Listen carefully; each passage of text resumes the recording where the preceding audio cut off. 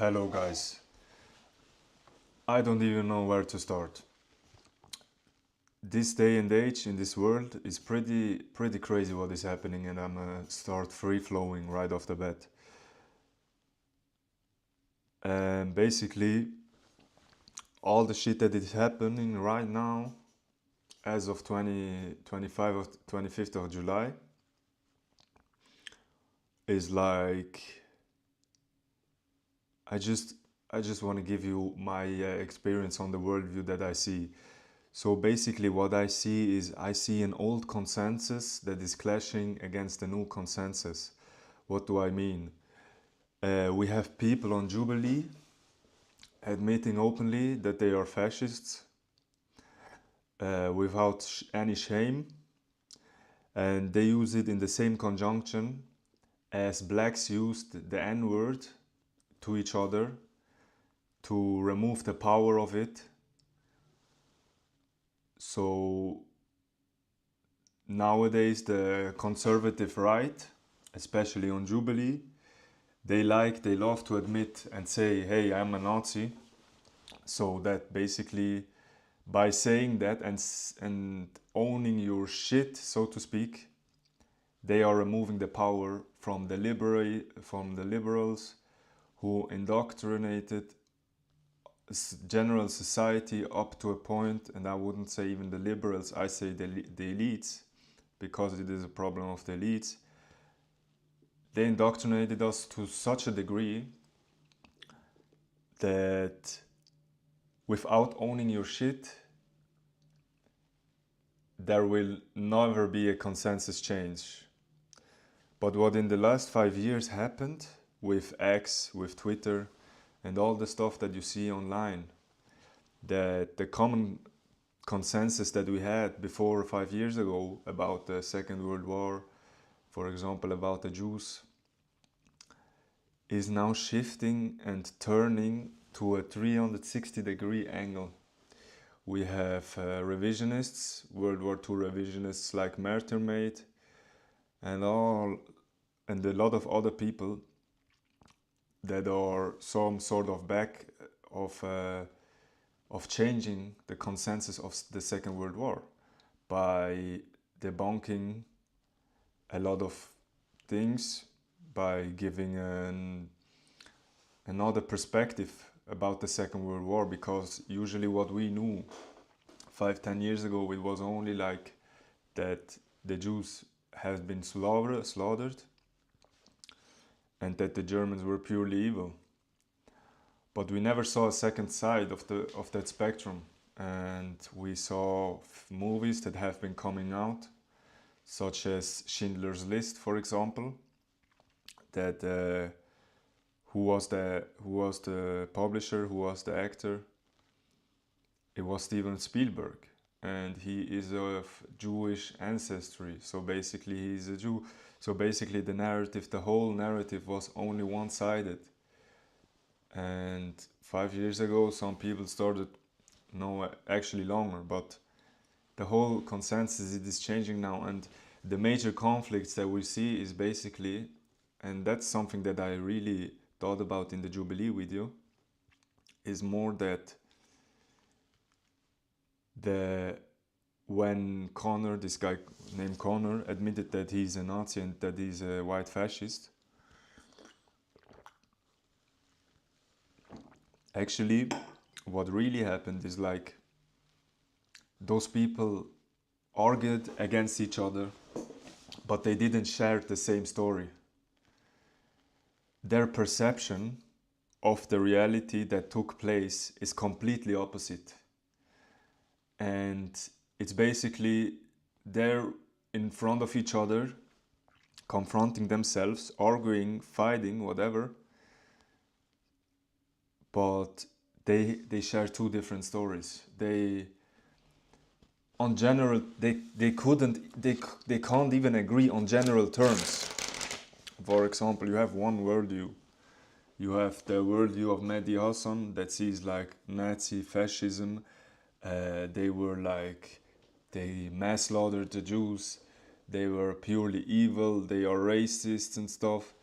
You have other sentiments like, yeah, they slaved the white male is the worst of the worst, and all those people, and like the European white culture, what they led to so much harm and stuff. You have this worldview, and then you have like the worldview of Connor, which I assume that the Jewish people, they are an inversion of everything. They are Satan's chosen people. They they they did usury. They did the whole communist LGBTQ propaganda. They are mass slaughtering. They mass slaughter the Christians and stuff. And like basically those people, they are not in the conversation doesn't make even sense, because before they should have done the conversation, they should have made a frame in which is able to have the conversation, where you have terms, you agree on fundamental terms that made even the conversation possible. You can't, with people that have such two different stories that they share, with two so twisted worldviews in contrary against each other, you can't let them arguing without deciding the, so to speak, the rules, the definitions, and yeah, the conditions. Otherwise, you just have a communist, a socialist against a ultra fascist, and yeah, that's one thing that I see, and I'm just talking here from right off the bat. Then what I also see is like, I see the Suicide Boys, I see the new snippets of them, and recently I heard they are converting to Christianity. That's pretty interesting. And they are, yeah, still making music like with that Christian imagery, with satanic influences sometimes. I see a lot of it. I'm not an expert, I'm not a theologian, but I see the Christian revival.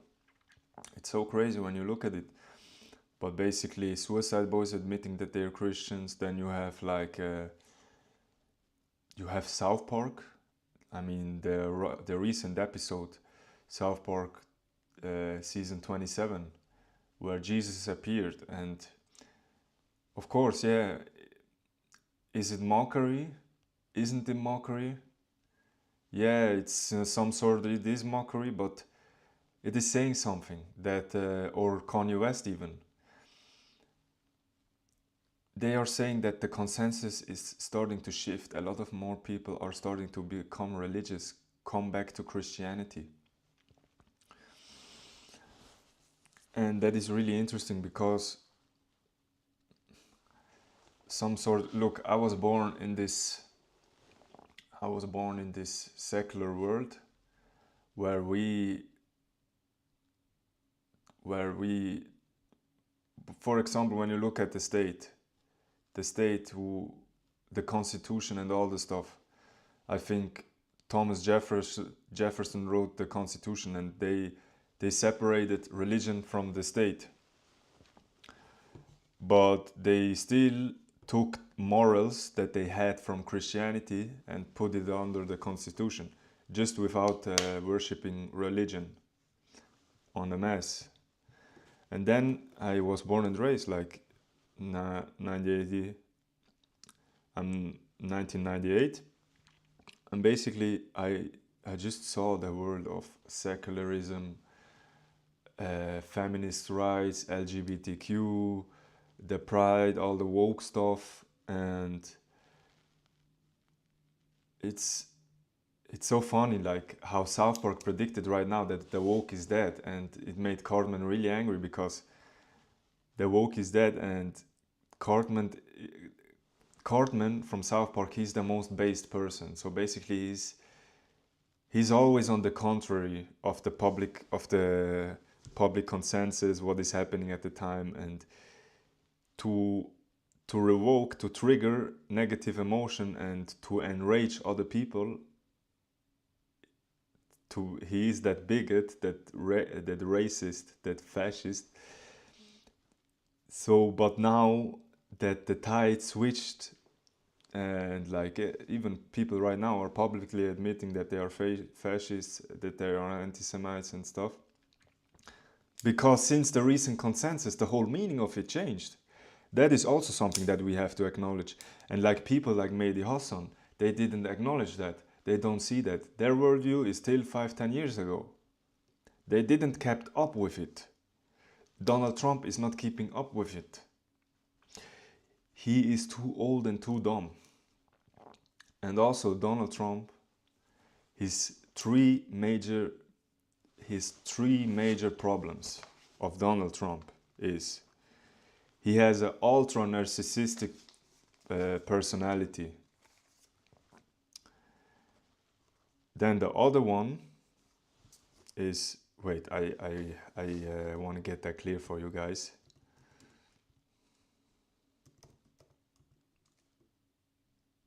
Give me 1 second. I will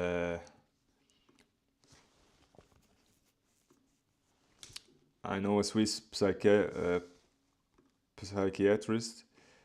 He unstable reference to reality. But first of, give me 1 second. I have to look if my stream is okay.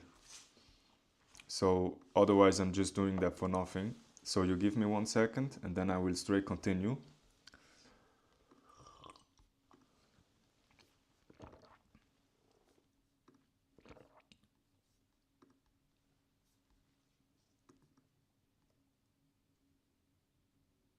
Give me 1 second. I will okay, and I also see like the picture is not good. I'm not really in the middle. I'm not centered. Psychiatrist. So I think I center myself right now. Okay, much better. So let's continue. So basically, he has an unstable reference to reality. That means Donald Trump, look what happened right now. We can look up all the true social posts of him recently. Donald Trump is getting the backlash that, look, never in history there was such a controversial president with so much dirt and like not wanting to release the Epstein files. Like the overall rating and the approval is at the lowest ever about Donald Trump. And then basically the public sentiment of Donald Trump is like worst president in history. No, like, okay, let me give this right. Some things that he's doing in the economy, some things that he did is better than Biden. Okay, we have to acknowledge that. The economy isn't that much that worse, or all the stuff that is happening. So basically, give me 1 second.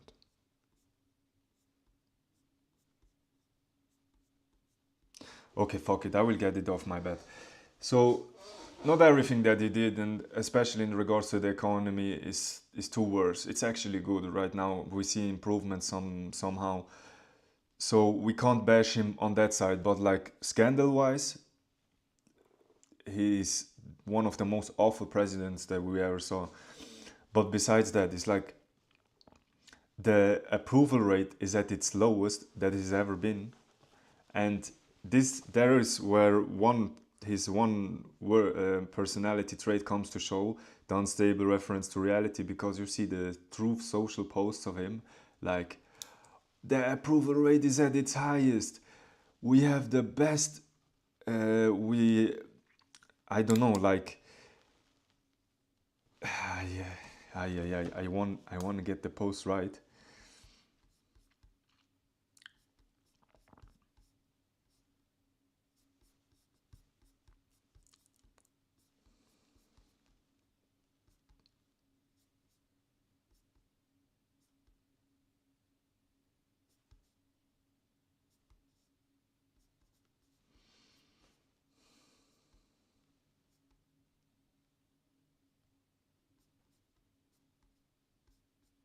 Yeah, basically, look, when the elephant, when the elephant is like brown, his unstable reference to reality, and just because he's saying the things that make him feel good instead of the reality. So basically, when the overall sentiment shifted to we fuck Donald Trump, he's such a bad person with all the Epstein files and stuff. His unstable reference to reality will re-give an inversion of the truth just because it makes him feel good. And what does Donald Trump makes feel good is the actual truth for him, since he doesn't really matter what the truth is. For him, the truth is what makes him feel good. This is complementary to his narcissistic personality, which plays a huge role in it. And then you have the other problem, which is basically his intellectual limitations. And that is also one thing that Frank Urbaniak recognized really importantly. The guy is just not that intelligent. And I never believed it. I was running with the Donald Trump hype train. I was hyping him up. I thought like he will bring free speech back. He will bring back anti-war. He will deport the immigrants, and he will like some sort of clean the country, clean the USA, like make it an economic powerhouse and all the stuff. You see you see small changes. I hope he don't wreck the country, because he wants to make a 3-point cut with the Federal Reserve. Yesterday he pressured Jerome Powell, which we saw, and basically he wants to convince him that he makes tax that he will cut the interest rates, that he will make a 3-point cut from now it's like 4.5% of interest rates, and he want to make it 3 times, so that it is down up to 1.5, 1.25. And we have to see if that will happen. And basically,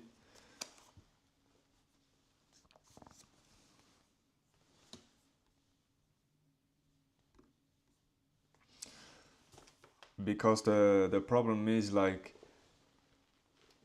first of all, he threatened to fire Jerome Powell, but he can't really fire him. The law prohibits that a president can, so to speak, fire the chairman of the Federal Reserve. But he can apply pressure otherwise, so that Jerome Powell, he can make his life, basically what he can do is he can make his life as so fucking hard that Jerome Powell will decide to resign just for his overall well-being, just because Trump would be pressuring him so much. But first of all, Jerome Powell, no, the new approval. So basically, they will elect anyway a new chairman in May 2026. So basically, Jerome Powell has like 1 year left as the chairman of the Fed, and that basically just means that, look, he won't bow down to the pressures of Donald Trump. It's pretty obvious that he won't do. Maybe he will cut the interest rates right now, just because he's incentivized. But there is a most likelihood that he won't bow down, and that yesterday didn't change anything, and that he will not cut the rates, just because it would a little bit be stupid to cut the rates right now, because people see it too early. I'm not I'm not an expert in all that stuff, but what I've heard and what the public sentiment is, that the job market, the unemployment rate is at its lowest, so to speak, and if he would cut rates right now, it would be pretty. Look, the signs, the 3 major indications that interest cuts make sense right now is not there. so they wanna hold it. Benefits would be like, yeah, they pay less on the debt, on the trillions of debt that they have. It would make it more easier for for first home buyers and for investments in general. But the overall tone is like right now we should leave the interest rate as high, because we are still not done with inflation. The last few months the inflation increased on 0.3%, and we just have it makes more sense to wait to see what will happen in the future before you do these cuts, because those cuts could mean inflation spiking or higher, altering themselves.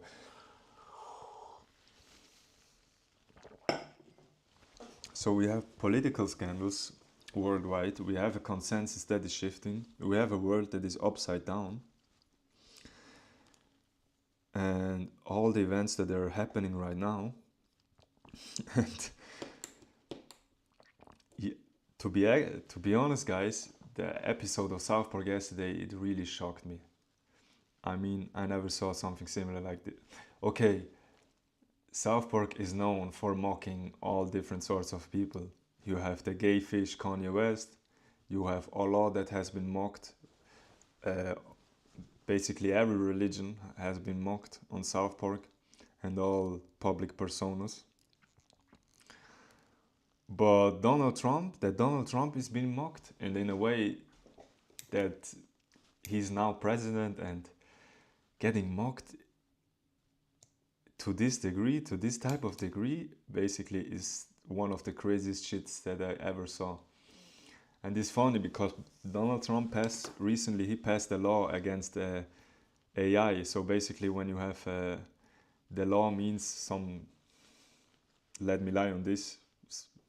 I will not state it evenly, but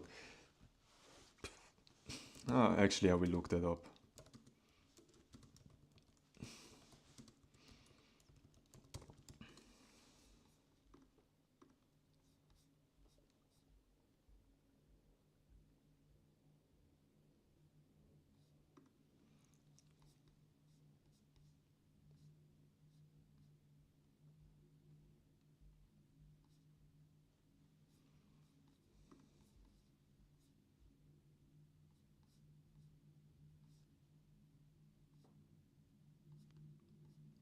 So basically, the law is that when you do AI videos, when you do AI imagery, you will not get prosecuted because you make like AI footage of someone, and in this footage he's behaving in a way that wouldn't be contradictory to his personality. So basically, you cannot be prosecuted just because you make an AI video of some other guy, and in which he is acting completely out of touch with his personality and reality itself, like his physical reality. And it's so funny how the law got passed like yesterday or 2 days ago, and the South Park mockery of Donald Trump, where they mock Donald Trump in a fashion with the AI. No, it's hilarious. And one of the other things is like that because Trey Parker and Matt Stone, they signed the deal with Paramount for $1.5 billion, to continue to make South Park episodes 5 years from now on, just with Paramount. So the rights are the rights are only for Paramount Studios to publish the content of South Park for the next 5 years. And because Paramount is really the controversy spiked in the recent days, months, years about Paramount, because Paramount is restricting its creators, got pressured by Donald Trump for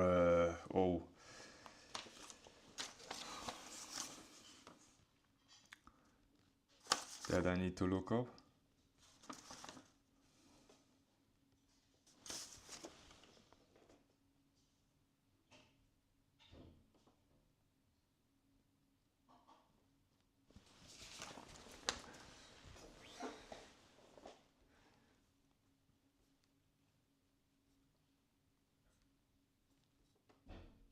So basically, what Paramount did was like they restricted the South Park creators to such a degree that they can't really speak their minds and they can't mock the persons in the same way, because they also received like major backlash from Donald Trump, and Donald Trump wanted to restrict that, and because Paramount Studios was waiting for an approval of an 8 billion merger, they bowed down and they paid like Donald Trump 8 million to just get off the of the prosecutions, so that they will be left in peace, so that they can continue. And the funniest thing is like Trey Parker and Matt Stone, they just signed the contract and they didn't give a fuck. Who they really mocked was Paramount Studios, by not caring about them, and some sort like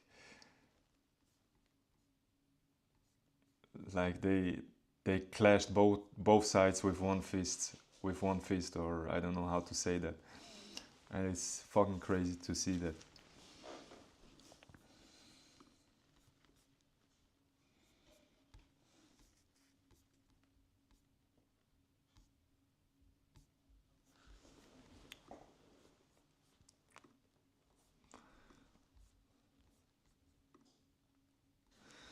And then actually what we have is like, no, people are so out of touch with themselves. They are celebrating opposite stories. It's so fucking visible. I mean, the people can't even arguing again with. They can't even argue on defined terms anymore. You know, like it's so crazy.